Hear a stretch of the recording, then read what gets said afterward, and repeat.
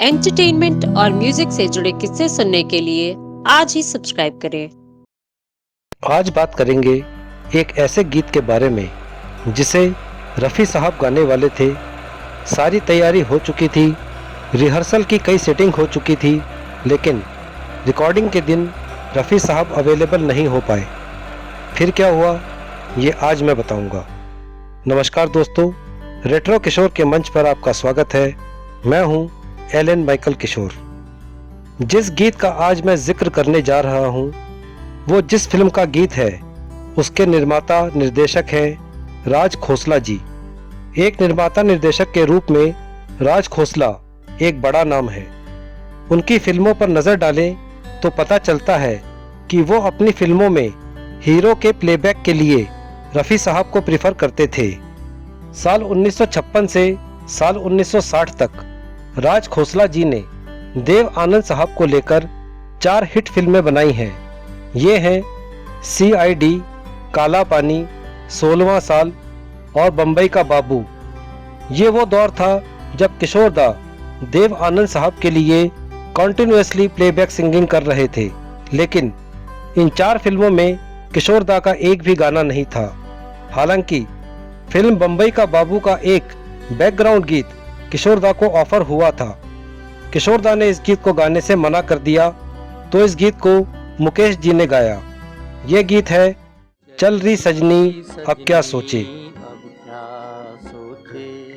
बहरहाल किशोर दा से परहेज करने वाले निर्माता निर्देशक राज खोसला जी साल 1969 में राजेश खन्ना साहब को लेकर एक फिल्म बना रहे थे, 2 रास्ते।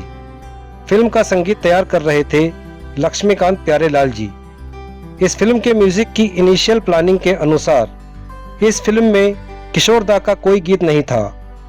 अब आप सोच रहे होंगे कि एक गीत तो था, खिजा के फूल पे आती कभी बहार नहीं, मेरे नसीब में ए दोस्त तेरा प्यार नहीं। जी हाँ दोस्तों, यही वो गीत है जिसे रफ़ी साहब के लिए तैयार किया गया था। रिहर्सल की कई सेटिंग्स भी हो चुकी थी।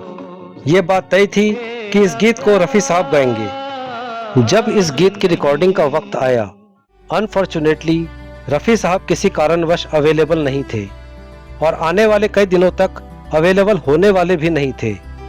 अब एक ही विकल्प बचा था कि ये गीत किशोर दा की आवाज़ में रिकॉर्ड किया जाए। किशोर दा से संपर्क किया गया।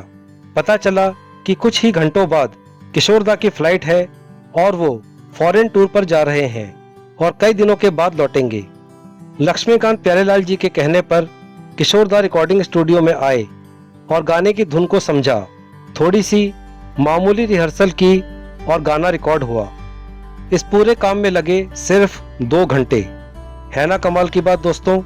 2 घंटे पहले तक जिस गाने के बारे में, उसकी धुन के बारे में, उसके बोलों के बारे में किशोर दा जानते तक नहीं थे, महज 2 घंटे में वो कमाल का दर्द भरा गीत रिकॉर्ड भी हो चुका था।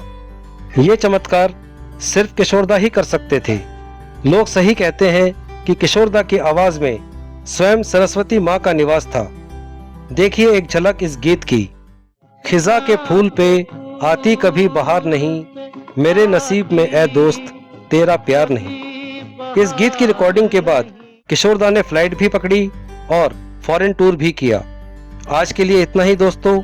वीडियो पसंद आया हो तो चैनल को सब्सक्राइब करके बेल आइकन को जरूर प्रेस कर देना। अब इजाजत, नमस्कार।